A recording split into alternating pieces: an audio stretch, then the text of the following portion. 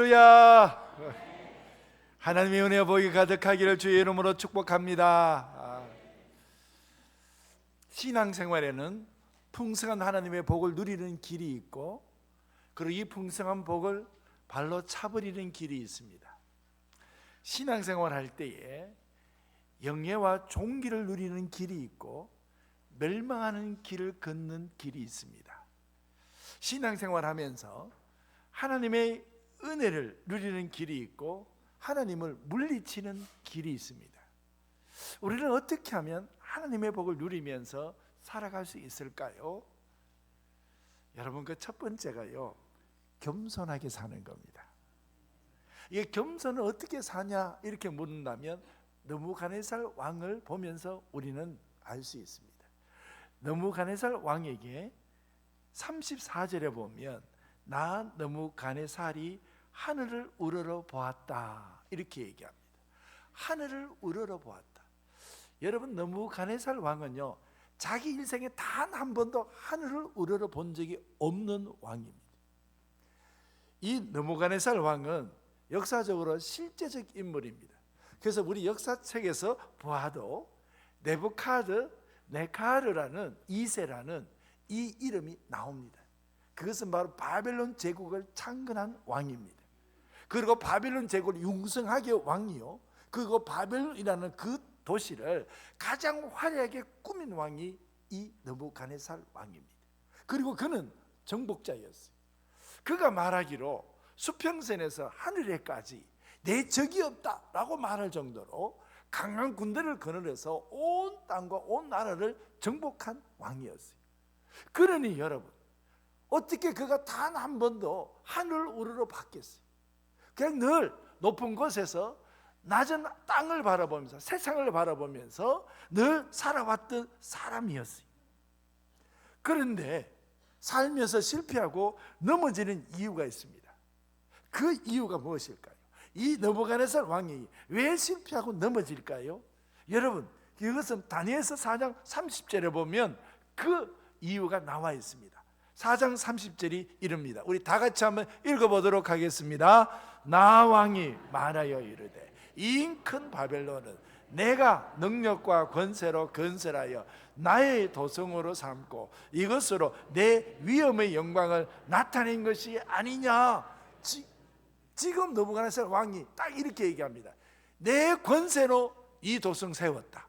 내 능력으로 이 바벨론, 큰 바벨론을 세웠다.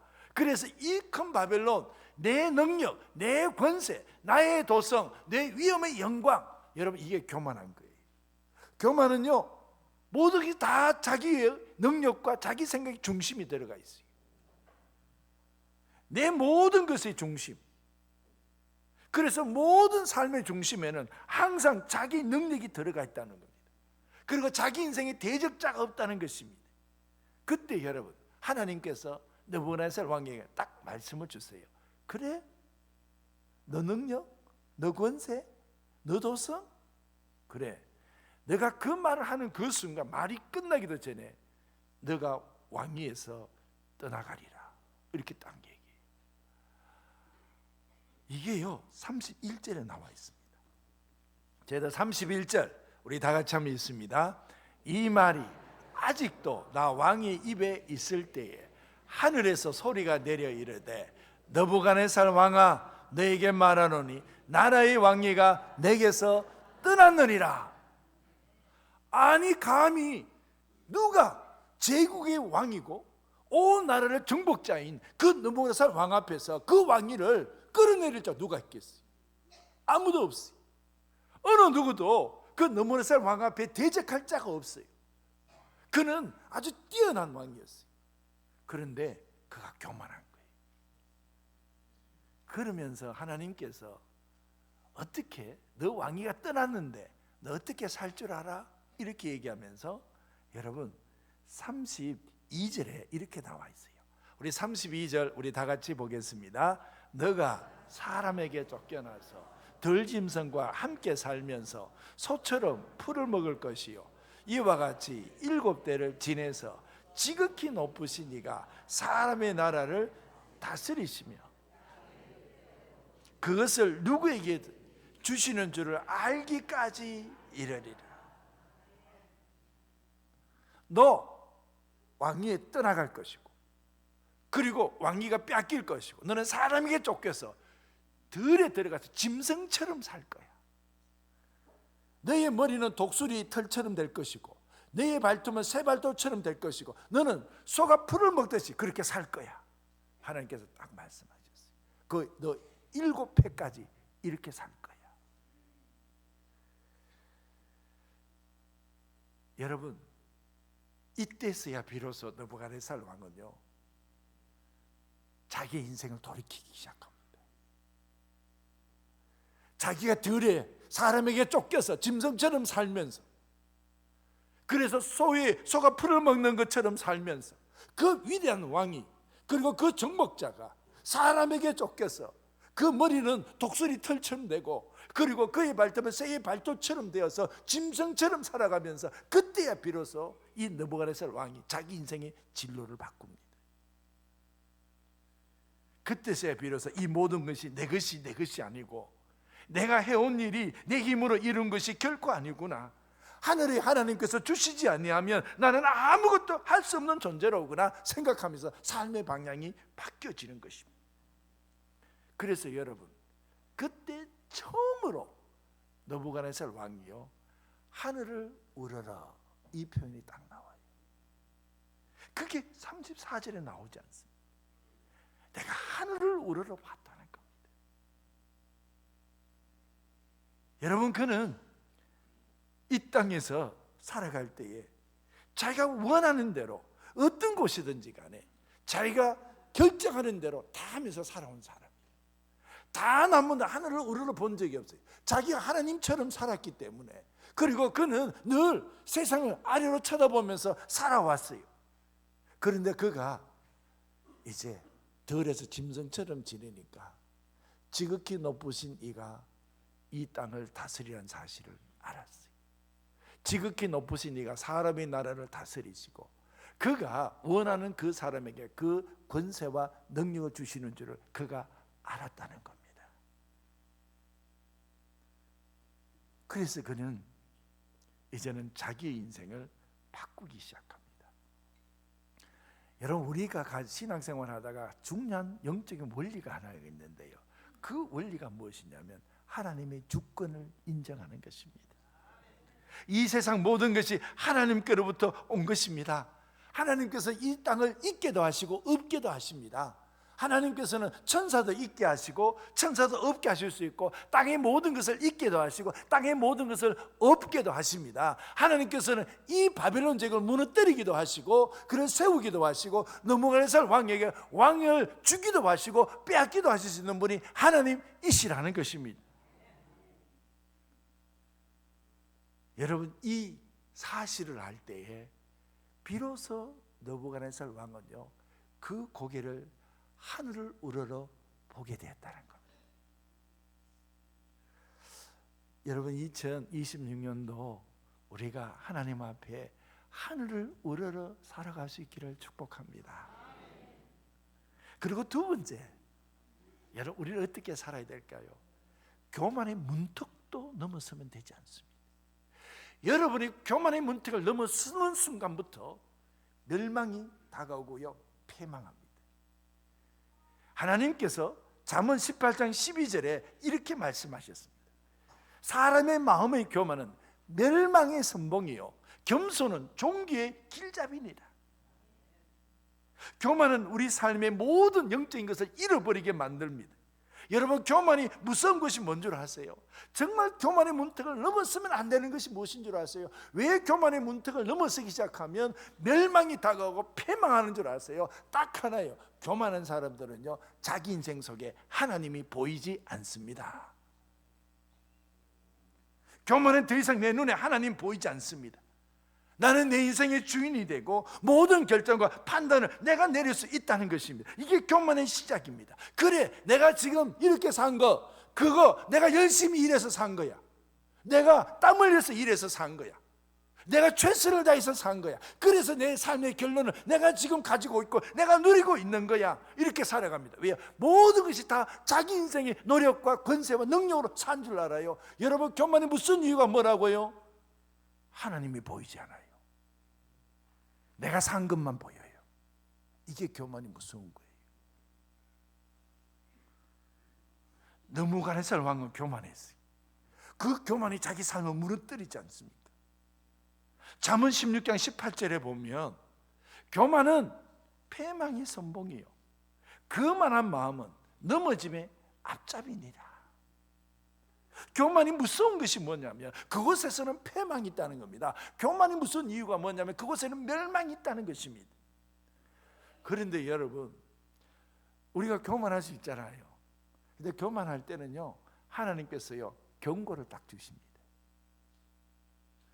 느부갓네살 왕에게도요, 그가 교만할 때 하나님께서 경고를 딱 주셨어요. 다니엘을 통해서 경고를 주셨어요. 하나님께서 교만한 그 느부갓네살 왕에게 꿈을 꾸게 했어요. 하늘에서부터 한 거룩한 자가 내려와요. 다니엘서 4장 13절에 보면 그 이야기가 나옵니다. 하늘에서 순찰자, 한 거룩한 자가 하늘에서 내려오는데 가지가 풍성한 나무가 있어요. 근데 그 나무를 이제 14절에 보면 베풀어요. 그리고 그 가지를 잘라버려요. 그리고 잎사귀를 뜯어버려요. 그리고 그 열매를 다 해쳐버려요. 그리고 그 풍성한 나무 가지 밑에 있는 짐승들을요 다 떠나게 만들고, 그리고 새들도 그 가지에서 쫓아내버려요. 그러면서 그 꿈에 보면 밑둥이는 딱 나눠요. 거루터기는 딱 나눠요. 그리고 그 거루터기를 쇠줄로, 놋줄로 다 동여매고, 그리고 그것을 들 한가운데 딱 둬요. 이 꿈을 딱 꾸게 만들어요. 이 꿈이 뭐냐고요? 다니엘이 해석해 주는 거예요. 당신이 내 능력과 내 힘으로 산다고 그러니 하나님의 사자가 와서 너 나무를 그냥 베버릴 거다. 너 왕위에 쫓겨날 거다. 그리고 가지 다 베버릴 거다. 열매 다 뭉개버릴 거다. 그리고 그 나무 밑에서 사는 짐승들, 자기 신하들 다 쫓아내버리고, 그리고 너는 들에서 짐승처럼 살 것이다. 7년을 그렇게 살 것이다. 이걸 가르쳐줘요. 그러면서요 이렇게 경고를 합니다.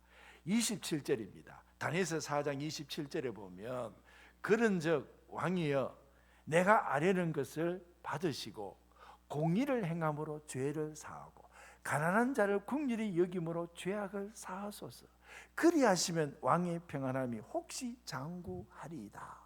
이렇게 경고를 딱 해요. 여러분, 교만한 자는요 하나님의 경고 듣지 않습니다. 왜요?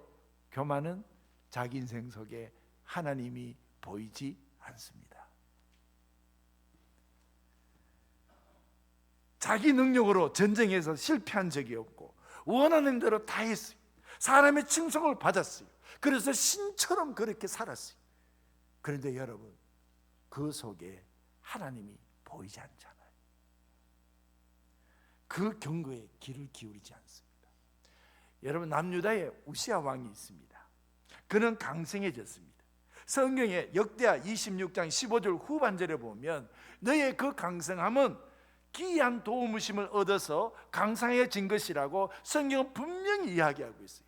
우시아 왕의 예루살렘이 군대가 강성해졌어요. 성벽이 튼튼해졌어요. 곳곳에 망대가 세워졌어요.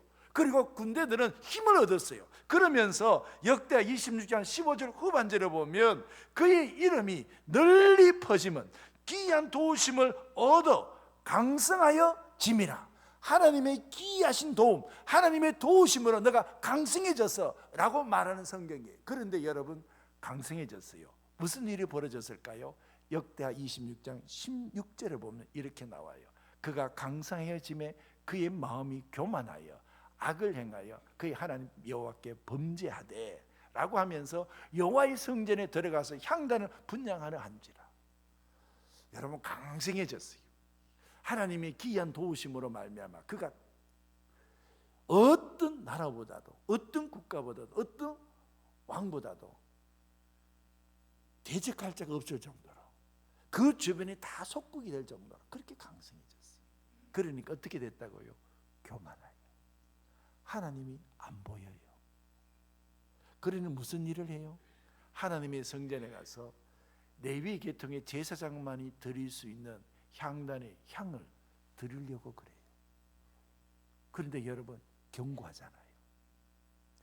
어떤 경고를 하는 줄 아세요? 역대하 26장 17절에 보면 이렇게 합니다. 제사장 아사랴가 여호와의 용맹한 제사장 80명을 데리고 그의 뒤를 따라 들어가서 18절에 뭡니까? 우시아의 왕의 곁에 서서 그에게 이르되, 우시아여, 여호와께 분향하는 일은 왕이 할 바가 아니요 오직 분향하기 위하여 구별함을 받은 아론의 제사장들이 할 바입니다. 여기서 멈추십시오. 더 이상 들어가지 마십시오. 어떻게 해요? 성소에 나가소서. 왕이 범죄하였나이다. 여러분, 우시아 듣지 않습니다. 왜 그래요? 강성하여 교만하여 짐해. 교만은 무서운 것은 하나님이 보이지 않습니다.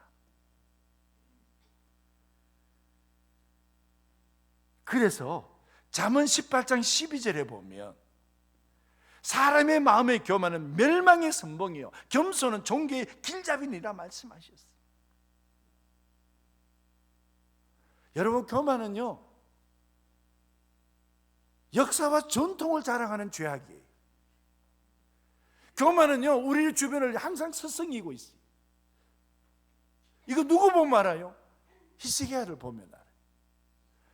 남유다에 가장 믿음이 좋고 하나님의 말씀에 순종하면서 살았던 왕의 첫 번째 손가락을 꼽으라 그러면 그게 히스기야 왕을 꼽아요. 근데 히스기야 왕에게 무슨 일이 벌어진 줄 알아요? 역대하 32장 24절에 보면 이렇게 나와 있어요. 그때에 히스기야가 병들어 죽게 되었으므로 여호와께 기도하며 여호와께서 그에게 대답하시고 또 이적을 보이셨다, 이렇게 나와 있어요. 역대하 32장의 이 사건을 열왕기하 20장에 보면 막 제대로 풀어놔서 설명한 구절이 있어요. 역대하 20장에 무슨 일이 일어났을까요? 그가 병들었어요. 그래서 역대하 20장 2절에 보면 히스기야가 낯을 벽으로 향하고 하나님께 기도하며 아뢰었어요. 하나님, 내가 주를 위해서 산 세월이 많은데 나의 일을 보시고 나를 낫게 해달라고 막 금식하면서 눈물을 통곡하면서 기도했어요. 그러니까 하나님께서 역대하 20장 6절에 보니까 내가 너 나를 15년을 다하게 할 것이다, 이렇게 하나님께서 그 히스기야의 눈물과 통곡을 받아주셨어요. 여러분, 이 사건이 히스기야가 잘 믿겨지지 않는 거예요. 그럼 나에게 징조를 한번 보여달라는 거예요. 그러니까 하나님께서 징조를 보여주는데 어떻게 말씀하시냐 그러면, 해가 있는데 그 해시계에 해의 그림자가 앞으로 10도 나갈까, 안 그러면 해의 그림자가 뒤로 10도 물러날까, 너 선택해라, 이랬어요. 그게 히스기야가 선택을 합니다. 이게 10절에 나옵니다. 열왕기하 20장 10절에 히스기야가 대답하되 그림자가 10도를 나아가는 것은 쉬우나 그리할 것이 아니라 해의 그림자가 10도를 뒤로 물러갈 것이니이다, 이렇게 얘기를 했어요. 그런데 여러분, 그 다음 구절을 보면 해의 그림자가 10도 뒤로 물러났어요. 여러분, 이런 기적이 어디에 있습니까? 히스기야가 그러면 병이 낫겠죠. 하나님이 말씀하셨어요. 병이 나았어요. 기적을 봤어요. 그러면 여러분, 우리 같으면 평생 하나님 찬양하며 살지 않겠어요? 평생 하나님 감사하며 살지 않겠어요? 그리고 여러분, 이것뿐만 아니라 그 역대하 32장 바로 23절 그 위에 보면 하는 이야기가 뭐냐면 아수르 제국 북이스라엘을 무너뜨리고 그 남아있는 남유다 예루살렘을 정복하려고 왔어요. 그때 히스기야가 기도했어요. 하나님께서 저들을 물리친다 말씀하셔서 한 천사가 나와서 그 아수르 군대 18만 5천 명을요 다 물리치고요 물러가도록 화살 한번 예루살렘 향해서 서지 못하고 물러간 적이 있어요. 이 기적을 경험했어요. 그리고 병이 낫는 역사가 일어나죠. 해가 10도 뒤로 물러나는 기적을 봤어요. 그러면 여러분, 우리 같으면 평생 주님 경외하고 찬양하며 감사하며 살지 않겠어요? 근데 히스기야 그렇지 않습니다. 이게 교만이 우리를 떠나지 않는 역사와 전통을 자랑하는 죄라는 거예요. 히스기야가 어떻게 한 줄 알아요? 역대하 32장 25절 보세요. 이렇게 나옵니다. 히스기야가 마음이 교만하여 그 받은 은혜를 보답하지 아니하므로. 이게 인간이에요. 병이 낫자마자 일어난 그 구절이에요.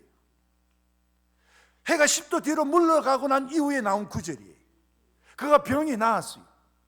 그리고 뭐라고요? 히스기야가 마음이 교만하여 그 받은 은혜에 보답하지 아니하므로 진노가 그와 유다와 예루살렘에 내리게 되었더라 그랬어요. 여러분, 느부갓네살 하나님의 경고를 무시했어요. 그래서 들에 가서 들쥐 짐승처럼 7년을 살았어요. 여러분, 우시야 하나님의 경고를 무시했어요. 그래서 향을 드리지 말라고 막았음에도 불구하고 그는 다 물리치고 그 향단의 향을 드리려고 하는 순간에 그 우시야가 나병이 걸렸어요.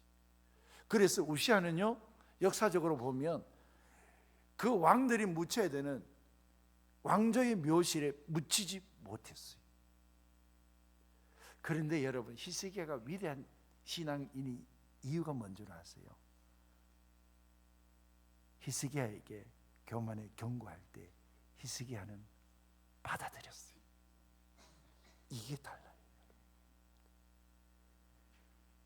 역대하 32장 26절에 나와요. 역대하 32장 26절에 히스기야가 마음의 교만함을 뉘우치고 예루살렘 주민들도 그와 같이 하였으므로 경고를 받아들였다는 겁니다.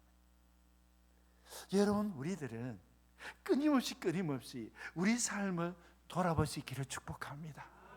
선주로 생각하지 아니하고 넘어질까 조심하면서 늘 하나님의 말씀 붙들고 그 말씀 앞에 엎드리면서 살아가는 한 해가 될 수 있기를 주의 이름으로 축복합니다. 여기에 주의 복이 풍성하게 임한다는 겁니다. 그리고 세 번째는요, 겸손이 항상 우리 곁에 머물 수 있도록 하라는 겁니다. 겸손의 축복을 누리도록 하라는 겁니다. 겸손할 때 하나님이 쓰십니다. 그 인생뿐만 아니라 그의 삶의 환경도 바꿔주십니다. 역대하 7장 14절에 보면 내 이름으로 일컫는 내 백성이 그들의 악한 길에서 떠나 스스로 낮추고 기도하여 내 얼굴을 찾으면 내가 하늘에서 듣고 그들의 죄를 사하고 그들의 땅을 고치리라. 하나님께서는요, 겸손한 자가 기도하잖아요. 그러면 그 겸손한 자의 기도를 하나님이 들으신다는 거예요. 다니엘서 10장 12절의 말씀이, 그가 내게 이르되 다니엘아 두려워하지 마라. 너가 깨달으려 하여 너 하나님 앞에 스스로 겸비하게 하기로 결심하던 첫날부터 너 말이 응답 받았느니라. 스스로 겸비해서 하나님 앞에 무릎 꿇고 기도할 때 겸손한 자의 축복이 기도의 응답이 있다는 겁니다. 그 겸손할 때 하나님의 은혜를 발견하는 것입니다. 다니엘서 4장 34절에 이제 느부갓네살이 하늘을 우러러 봤잖아요. 그러니까 34절에 총명이 내게로 돌아왔다 그랬어요. 그리고 그는 지극히 높으신 이에게 감사하며 영생하는 이를 찬양하고 경배하였다 그랬어요. 그 권세가 영원한 권세요, 그 나라는 대대에 이르리로다 말씀하셨어요. 고백했어요. 하나님께 감사하고 하나님께 찬양하고 하나님께 경배했다고 나와 있어요. 그러면 여러분, 무슨 일이 일어날까요? 회복이 일어나요. 다니엘서 4장 36절에 회복이 일어나요. 4장 36절이 뭡니까? 이제 들 짐승처럼 살아가는 그것이 아니요, 내 총명이 내게로 돌아왔고 내 나라의 영광이, 내 위엄과 광명이 내게 돌아왔고 나의 모사들과 관원들이 내게 찾아오니 내가 내 나라에서 다시 세움을 받고 지극한 위세가 내게 더하였더라. 이게 겸손한 자의 회복이에요. 겸손한 자의 축복을 누리는 것. 그 잠언 22장 4절에 보면 겸손과 여호와를 경외함의 보상은 재물과 영광과 생명이니라. 이게 그대로 느부갓네살 왕에게 딱 주어진 거예요. 저희들이 살아갈 때도 하나님께서 우리에게 겸손한 자에게 주의 복을 내려주신다는 것입니다. 여러분 2026년도 겸손의 축복을 풍성히 누리며 살아갈 수 있기를 축복합니다. 제가 이제 말씀을 맺습니다. 풍성한 복을 누리는 영적인 원리가 있어요. 그게 바로 스스로 겸비하고 내 인생 속에 하나님을 발견하는 겸손이 있는 겁니다. 교만이 내 문턱을 넘으려고 할 때마다 하나님의 은혜를 기억하는 것입니다. 교만의 문턱을 넘지 못하도록 만드는 것입니다. 하나님의 주권을 인정하는 것입니다. 그래서 우리는 하나님 앞에 감사하는 것입니다. 나 느부갓네살 왕이 다니엘서 4장 34절에 하늘을 우러러 보았더니 내 총명이 다시 내게로 돌아온지라. 이에 내가 지극히 높으신 이에게 감사하며 영생하시는 이를 찬양하고 경배하였나니 그 권세는 영원한 권세요 그 나라는 대대에 이르리로다. 이 고백이 우리에게 있기를 주의 이름으로 축복합니다. 기도하겠습니다. 하나님 아버지, 저희들을 하나님 이 한 해 복되게 하여 주옵소서. 하나님 겸손히 복이 차고 넘치는 은혜가 있게 하여 주옵소서. 하나님께 감사하고 하나님께 찬양하고 경배하고 하나님의 은혜를 기억하게 하여 주옵소서. 그래서 우리 속에 하나님의 것이 차고 넘치는 은혜가 있게 하옵소서. 하나님의 은혜를 기억함으로 교만의 문턱을 넘지 않게 하여 주시옵소서. 그래서 겸손함으로 하나님이 주시는 복을 누리는 한 해가 되게 하옵소서. 예수님의 이름으로 기도합나이다. 아멘.